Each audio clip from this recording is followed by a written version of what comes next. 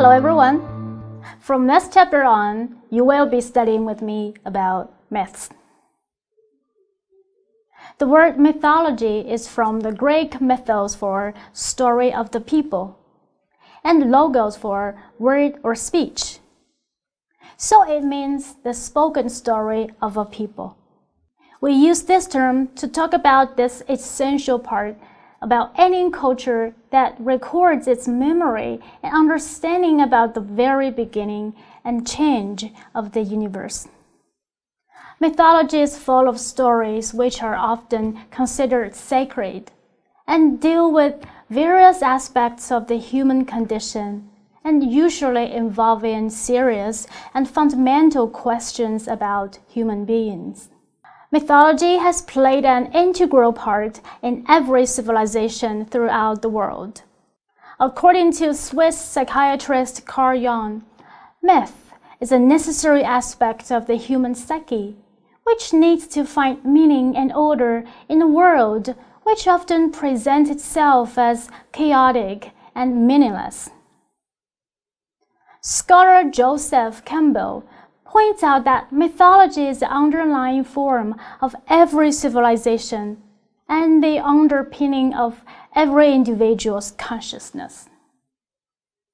Campbell draws our attention to the similarities in theme, characters, purpose, and narration style of myths from different cultures at different times around the world and throughout history. Why is mythology similar in different cultures, or certain parts of it differ from culture to culture? Are interesting questions to look at. It would be convenient if we group mythology into 3 types and look at them independently. They are etiological myths, historical myths, and psychological myths. Etiological myths explain why a certain thing is the way it is, or how it came to be. For example, Greeks' understanding of evil, suffering, and sickness come from the story of Pandora's box. For the question about why there is only one sun in the sky, which suits the world and creatures in it perfectly, Chinese mythology gives the explanation that the other 9 suns were shut down by Hou Yi, the hero who saved the world from being burned down.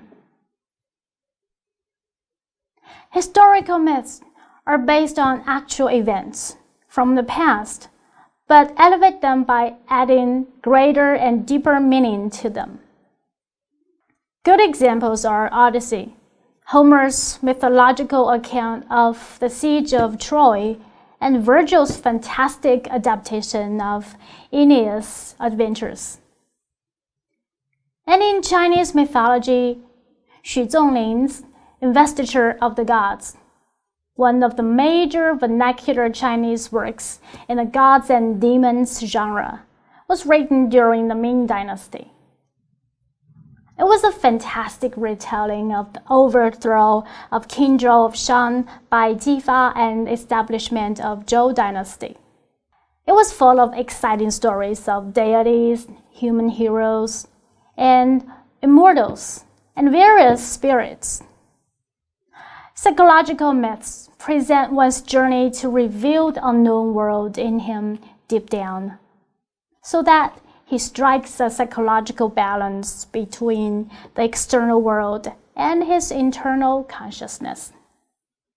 The best-known psychological myth is probably that of Oedipus, who makes effort to avoid the prediction that he would grow up to kill his father, but only to unknowingly kill his father and marry his mother in the end. The same types of stories, and often the very same story, can be found in myths from different parts of the world. We're always full of excitement and expectation to come across familiar plots and stories in different mythologies, such as the creation myths and stories about the Great Flood. However, we're more intrigued and thrilled to take a close look at and carefully study the differences between the mythologies and, most importantly, the factors underpinned. So that's exactly what we will be doing here, to compare the mythology in the East and the West. The mythology of Greece and Rome is one of the most influential and inspiring cultural systems to the world civilization. In this class, we will juxtapose it with another equally old and well-developed mythological system, the Chinese mythology. Each of them can be seen as representative of the spirit and character of the nation, which is initially presented and recorded in myth, and which is of great significance to the differences in the Eastern and Western culture. I'm sure we look at the resonation or even discrepancy between the two mythologies, supported by both magnificent civilization.